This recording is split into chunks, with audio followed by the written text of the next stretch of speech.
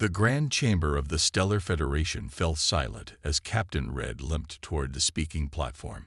His scarred scales caught the light from the massive crystal chandeliers above, and his cybernetic eye whirred softly as it adjusted to the bright room. The High Council members watched him with mixed expressions of boredom and mild annoyance. "Honorable Council," Red began, his voice rougher than he remembered. "I come before you with urgent news about a species we recently encountered in the outer sectors." His clawed hand gripped the platform's edge, steadying himself. The wounds from his last encounter with humans hadn't fully healed. A council member in flowing silver robes waved a tentacle dismissively. Yes, the humans. We've read the preliminary reports. Another primitive species that barely managed to achieve faster-than-light travel. What could be so urgent about them? Red's cybernetic eye flashed red for a moment. With all due respect, Council Member Green, there's much more to humans than our reports suggest. He pressed a button on his wrist device, projecting images of Earth's cities, factories, and military installations. In just 300 years, they went from burning coal to walking on their moon. In another 50, they had colonies on their neighboring planet. Murmurs filled the chamber, but they weren't of concern. They were of amusement. Red's organic eye narrowed as he noticed several council members trying to hide their smiles. "They are dangerous," he continued, his voice growing stronger. "Not because of their current technology, but because of how they think, how they adapt." He switched the projection to footage from the mining colony incident. This was taken 3 standard months ago. A human mining ship encountered one of our automated defense platforms. The footage showed a small, crude-looking vessel facing off against a sleek Federation defense platform. What happened next caused several council members to lean forward in their seats.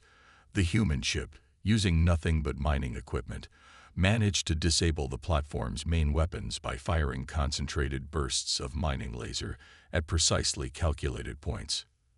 "That mining laser shouldn't have been able to penetrate our shields," Red explained.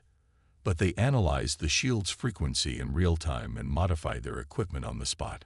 No other species we've encountered has shown this level of adaptive capability."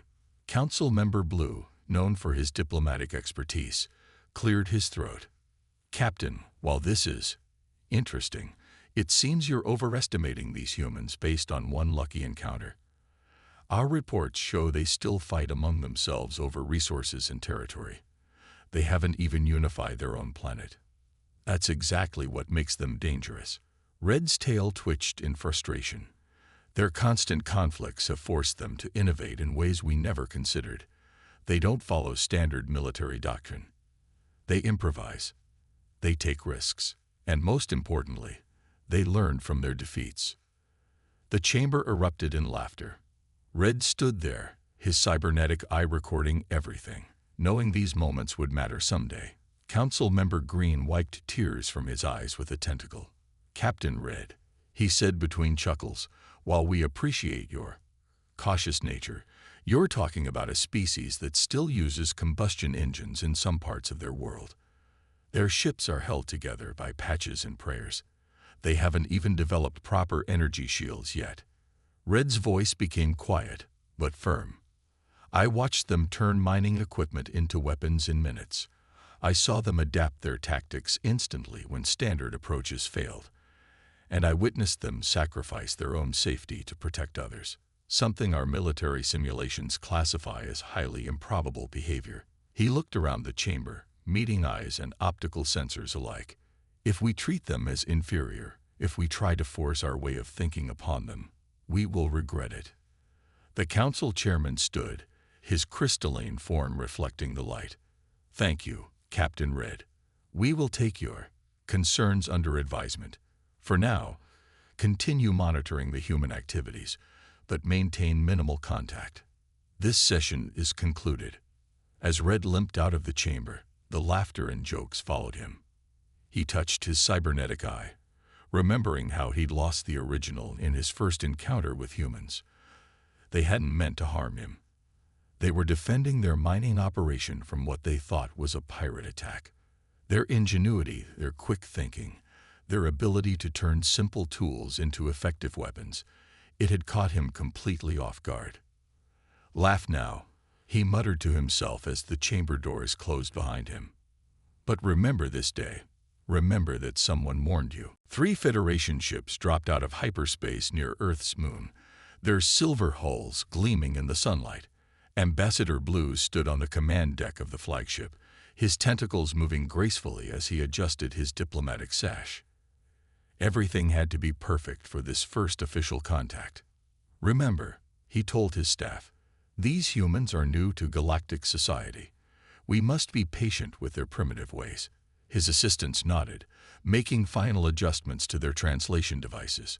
The humans had agreed to meet them at their international space station, a structure that made Blue feel both pity and amusement. Captain Red watched from a corner of the deck, invited only because of his previous experience with humans. His cybernetic eye recorded everything, even as his organic one narrowed with worry. The human delegation arrived in what the Federation would consider a basic transport vessel. Blue's staff whispered among themselves, noting its crude design and visible welding marks. But Red noticed something they didn't. The ship's maneuvering was precise, efficient, and showed signs of recent modifications. Inside the space station, 6 humans waited. They wore simple blue uniforms with different flight patches on their shoulders. Red noticed they had positioned themselves near tools and access panels, something that might seem random to others, but struck him as tactical positioning. "Greetings, representatives of Earth," Ambassador Blue began, his tentacles moving in what he considered a welcoming gesture. "We come on behalf of the Stellar Federation to formally establish diplomatic relations with your species." The human leader, a woman with gray hair and sharp eyes, stepped forward. "We welcome you to the International Space Station. I'm Director Thompson, speaking on behalf of Earth's United Space Council." The meeting proceeded smoothly at first. Blue presented holographic displays of Federation technology, trade routes, and defensive capabilities. The humans asked intelligent questions, but Red could see them exchanging subtle glances when Blue mentioned certain technological limitations. "Of course," Blue said, his voice taking on a slightly condescending tone. "We understand that much of this must seem overwhelming. Your species has only recently discovered basic space travel, after all." Thompson's expression didn't change, but her eyes hardened. "Basic is a matter of perspective, Ambassador. We prefer to focus on practical solutions rather than aesthetic perfection." Blue missed the warning in her voice. "Ah yes, your creative approaches. We've seen your mining vessels. Quite amusing how you've adapted such primitive equipment for space use. Rather like watching space-faring insects build with whatever they find." The temperature in the room seemed to drop. Red's tail twitched nervously. "Insects." Thompson's voice was quiet. "An interesting comparison, Ambassador. Did you know that Earth's ants can lift 50 times their body weight? That our termites build structures that, relative to their size, dwarf your tallest buildings? That our bees can perform complex calculations to maximize efficiency?" Blue's tentacles wavered slightly. "I meant no offense, simply that your technology is charmingly simple compared to Federation standards." "Simple?" Another human stepped forward, a man with scarred hands that marked him as an engineer. "Would you like to see how we've simply modified this station's waste recycling system to improve efficiency by 200%? Or how we've creatively adapted our primitive mining lasers to cut through materials your sensors classify as impenetrable?" Red moved closer to Blue, recognizing the steel in the human's eyes. The same look he'd seen before disaster struck at the mining colony. "Perhaps," Thompson said, still smiling diplomatically, "we should focus on what we can learn from each other. After all, the Federation must have much to teach us. Insects." The meeting ended shortly after, with basic agreements for future discussions in place. As they returned to their ships, Blue seemed pleased. "That went well," he said. "They know their place now." Red watched the space station grow smaller through the viewing window. His cybernetic eye zoomed in on several human ships in the distance, already being modified with new elements they couldn't have had before the meeting. "No," he muttered. They just learned exactly how much you underestimate them. And in my experience, that's when humans are most dangerous. Admiral White stood on the bridge of the Federation's most powerful warship, the Starhammer, watching as his fleet took position around Mars. 50 ships, each carrying enough firepower to level a city, arranged themselves in the standard defensive pattern that had worked for centuries. "Let's see how the humans react to a proper show of force," he said, his crystalline form gleaming under the bridge lights. Status report on Earth's military response. The sensor operator's tentacles moved across the holographic display. "Strange readings, Admiral. They're moving civilian ships into defensive positions. Mining vessels, cargo haulers, even their space station is changing orbit." White laughed. "They intend to fight our warships with mining equipment. Perhaps Captain Red's warnings have made us too cautious." He turned to his communication officer. "Send the standard warning. All human vessels must register with Federation control or be treated as hostile." On a smaller Federation ship at the edge of the fleet, Captain Red watched the human ships with growing concern. His cybernetic eye zoomed in on their movements, noticing patterns that others missed. The mining vessels weren't retreating. They were positioning themselves near asteroid clusters. Cargo ships were dumping their holds, but in precise patterns that created debris fields in key strategic locations.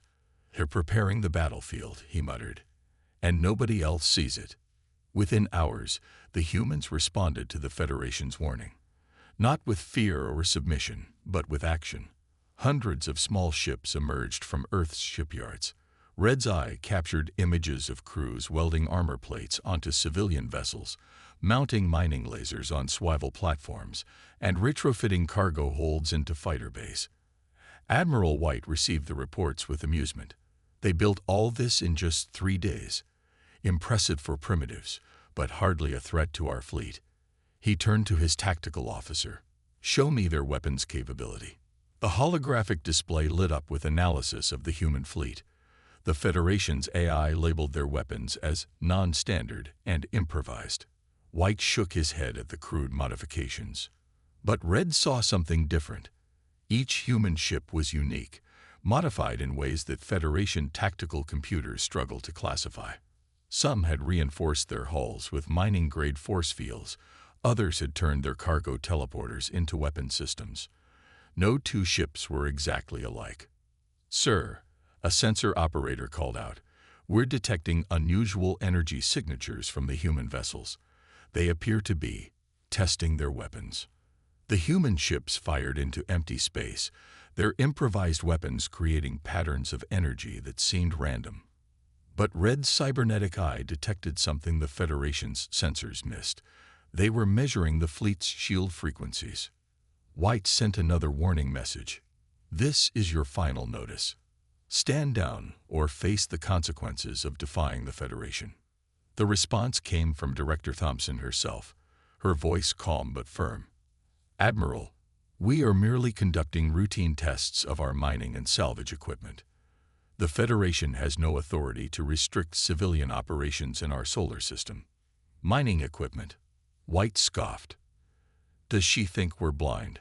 Those are weapons." "Sir," Red spoke up from his observation post, "technically, they haven't violated any Federation laws. Their ships are classified as civilian vessels, and they're only using approved mining and salvage equipment. Equipment they've turned into weapons. But we can't prove that intent." Red countered. "They found a gap in our laws, Admiral. One that lets them prepare for war while technically remaining peaceful." White's crystalline form flickered with anger. "Clever primitives, but it won't help them." He turned to his fleet commanders. "Establish a full blockade. No human ship moves without our permission.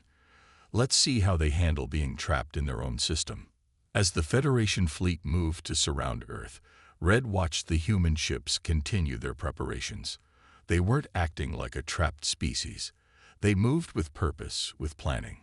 His artificial eye recorded it all, and he couldn't shake the feeling that the humans weren't the ones being trapped. They were the ones setting the trap. The first shot of the war wasn't fired by the Federation's mighty warships. It came from a small patrol vessel, frustrated by a human mining ship that refused to stop its operations near Mars. Final warning. The patrol ship's commander broadcast. Stop your mining activities immediately. The human mining vessel, covered in fresh armor plates and modified drilling equipment, continued its work. Its captain's voice crackled over the communication channel. We're operating in legal mining zones with proper equipment. Federation rules don't prohibit resource gathering. The patrol commander fired a warning shot. The beam struck an asteroid near the mining ship, turning it to vapor, but instead of fleeing, the mining ship dove deeper into the asteroid field. From his observation post on a nearby Federation cruiser, Captain Red's cybernetic eye tracked the mining ship's movement. "Don't follow it in," he whispered, but the patrol commander did exactly that. The patrol ship flew into the asteroid field, its superior engines allowing it to weave between the rocks with ease. But then something unexpected happened.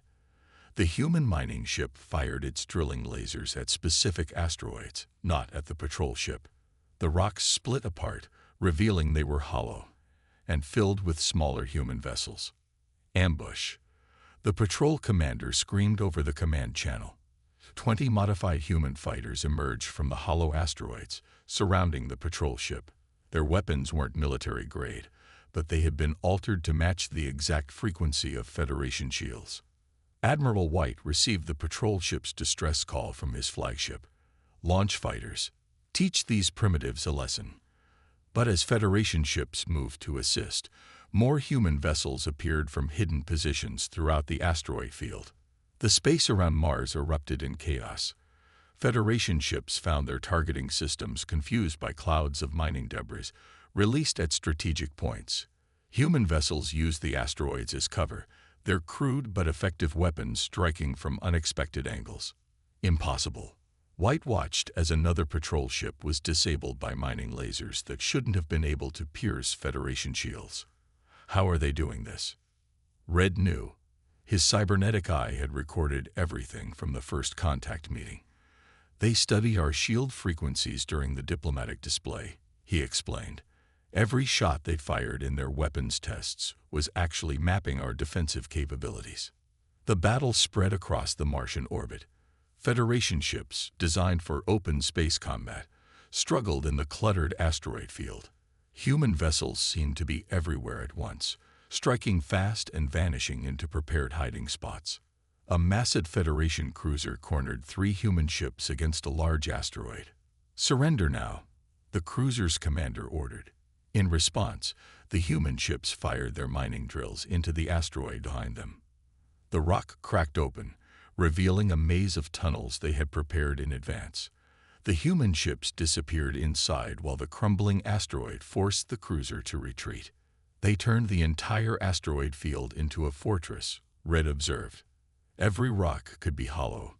Every debris cloud could hide a fighter. We're fighting in their territory, by their rules." Admiral White's flagship rocked as mining charges detonated nearby, disrupting its sensor arrays. "Enough. Full power to weapons. We'll destroy this entire asteroid field if we have to." But before he could give the order, long-range sensors detected hundreds more ships launching from Earth. These weren't mining vessels or modified cargo haulers. They were proper warships, built in secret while the Federation was focused on the civilian fleet. "Sir."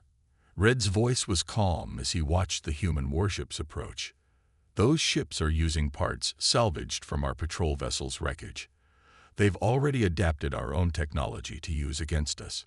White's crystalline form pulsed with anger and something else. Fear. The Federation fleet, for the first time in centuries, began to retreat. As they pulled back from Mars, Red watched the human ships let them go. They hadn't won just a battle. They had gathered data, tested Federation responses, and learned their enemies' weaknesses. The real war was just beginning. News of the Federation's defeat near Mars spread quickly through the galaxy. On his remote observation post near the Edgeworlds, Captain Red watched his screens fill with reports from across Federation space. His cybernetic eye recorded everything, building a pattern that the Federation's leaders seemed blind to. The rock people of Beta 9, considered too primitive for full Federation membership, suddenly started using modified mining equipment to resist Federation patrols. Their techniques looked strangely familiar. Just like the humans, Red muttered, watching footage of rock people ships using asteroid fields as cover. His organic eye widened as he realized what was happening. They're teaching others. In the Edge Worlds, 3 human ships had appeared 2 weeks ago, supposedly lost after a navigation error. They spent 6 days with the local species before Federation patrol ships chased them away. Now those same local species were modifying their farming equipment into makeshift weapons. On his main screen, Red watched a Federation supply convoy under attack by ships belonging to the gas dwellers of Sigma Cloud. The gas dwellers had always been peaceful, using their ships only for collecting fuel from gas giants. But now they moved with new purpose. Their fuel-collecting equipment turned into weapons that could disrupt Federation shield frequencies. "Sir," his computer officer called out, "we're detecting unusual communication patterns between primitive species across 17 sectors." Red checked the data. The patterns were encrypted, but he recognized the style. "Human encryption," he said. "They're creating a network, sharing knowledge." His station's sensors picked up a distress call from a nearby Federation outpost. The locals, simple farmers who grew food for Federation worlds, had surrounded the outpost with modified harvesting machines. They didn't attack. They simply refused to send food shipments until the Federation met their demands for fair treatment. Red opened his personal log, recording what he saw. The humans aren't just fighting back. They're showing others how to resist. Every primitive species we look down on is learning to turn their simple tools into effective weapons. Reports kept coming in. The tree climbers of Green World were using their farming platforms as mobile battle stations. The deep miners of Rust Belt had transformed their drilling equipment into planetary defense systems. Even the peaceful star swimmers had learned to use their environmental suits as stealth armor. "Captain." His sensor officer's voice shook. "The Federation Council is calling an emergency session. Similar uprisings have been reported in over 40 systems." Red watched the council meeting through his station's feeds. The same council members who had laughed at his warnings now argued frantically about how to contain the spreading rebellion. Some wanted to crush the primitives with military force. Others worried about the cost of fighting wars on so many fronts. "The humans must be supplying them with weapons," one council member insisted. "No," Red said to his empty office. "They're doing something far more dangerous. They're teaching them to think differently." His screen showed more footage. Primitive species learning to work together, sharing techniques, adapting their tools in ways the Federation had never considered. The humans appeared sometimes, offering advice, showing new ways to use old technology. Then they would vanish, leaving behind knowledge that spread like wildfire. The Federation's perfect order was breaking down. Species that had been kept apart by Federation law were now communicating freely, learning from each other. Red's cybernetic eye recorded ships of different species working together, using tactics that reminded him of the Battle of Mars. They didn't need to defeat us directly, Red realized. They just needed to show others that it was possible to resist. He looked at his star chart, now filled with markers showing systems in uprising. The humans aren't creating an army. They're starting a revolution. In his personal log, he added one final note. They're teaching the galaxy how to fight back, and the Federation has no defense against an idea. Admiral White stood on the bridge of his new flagship, the Galaxy's Might, leading the largest fleet ever assembled by the Federation. 500 warships filled the space around Earth, their weapons charged and ready. This would be the final battle, the one to crush the human rebellion once and for all. "All ships report ready," his command officer announced.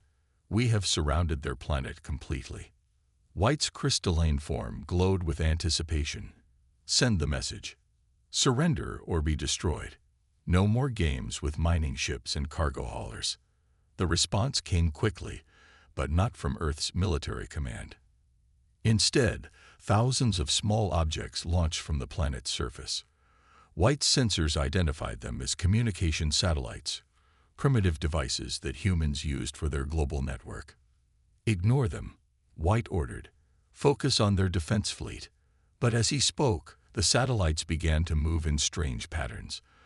They weren't communication devices at all. They were drones, each carrying a piece of salvaged Federation technology. The drones assembled themselves in space, combining into larger structures. White watched in horror as they formed into weapon platforms that perfectly matched Federation designs, but with human modifications that his sensors couldn't understand. "Impossible," he whispered. "They've mastered our technology in months." Captain Red, now assigned to White's flagship as an advisor, studied the scene through his cybernetic eye. "Not mastered, Admiral. Improved." The Earth Defense Fleet emerged from behind their moon, and White's crew gasped. The human ships were unlike anything they'd seen before. Federation technology merged with human innovation, creating vessels that defied standard classification. Solar panels that doubled as energy weapons, shield generators modified to create offensive pulses, and hulls made of materials that seemed to adapt to attacks. "All ships, open fire," White commanded. The Federation fleet released its full power, enough firepower to crack a planet. But the human defense platforms activated, creating a web of energy that caught the Federation's attacks and redirected them into space. "Sir," Red's voice was calm. "Look at their formations." The human fleet wasn't arranged in standard military patterns. They moved like a swarm, each ship acting independently, but part of a greater whole. Small fighters darted between Federation ships, their weapons specifically tuned to each target's shield frequency. Larger vessels launched what looked like garbage, but the debris field quickly formed into a maze that trapped Federation ships in killing zones. "They're not just using our technology," Red observed. "They're combining it with tactics from every species they've helped rebel. Those swarm patterns came from the gas dwellers." The debris field strategy was developed by the Rock people. White's flagship rocked as a human cruiser scored a direct hit. The damage report showed his advanced shields had been bypassed completely. "How?" "Our shields are the most advanced in the galaxy. They didn't try to overpower them," Red explained, watching the battle through his cybernetic eye. "They found a way to phase through them, probably something they learned from the Star Swimmers." The Federation fleet's perfect formation broke apart as human ships attacked from all directions. Each human vessel fought differently, making it impossible to predict their moves or develop effective counters. Some used modified Federation weapons, others used rebuilt alien technology, and some used simple tools in ways that defied military logic. "Admiral," the sensor officer's voice shook, "we're detecting more ships approaching. Thousands of them." Red looked at the tactical display and saw vessels of every primitive species the Federation had ever encountered, all using modified versions of their simple tools as weapons. The humans had not only taught them to fight, they had united them into one massive fleet. White watched his mighty armada fall into chaos as the combined fleet attacked. The Federation's greatest invasion force was being taken apart by the very species they had dismissed as primitive. "We should have listened," Red said quietly, as the Federation fleet began its retreat. "We thought we were coming to crush a rebellion. Instead, we witnessed the birth of a new galactic power." 1 year after the Great Battle of Earth, Captain Red stood in the same Federation Council chamber where his warnings had once been met with laughter. His cybernetic eye scanned the room, noting how much had changed. Where once only Federation members sat, now representatives from dozens of species filled the seats, including many that had once been labeled as primitive. The human delegate, Director Thompson, stood at the speaker's platform. She looked older than when Red had first seen her, but her eyes still held that same steel-like determination. "The old Federation is gone," she announced to the gathered species. "Today we create something new, the Galactic Alliance. No species will be called primitive. No technology will be dismissed as worthless. We will learn from each other, grow together." Red watched the faces of the former Federation Council members.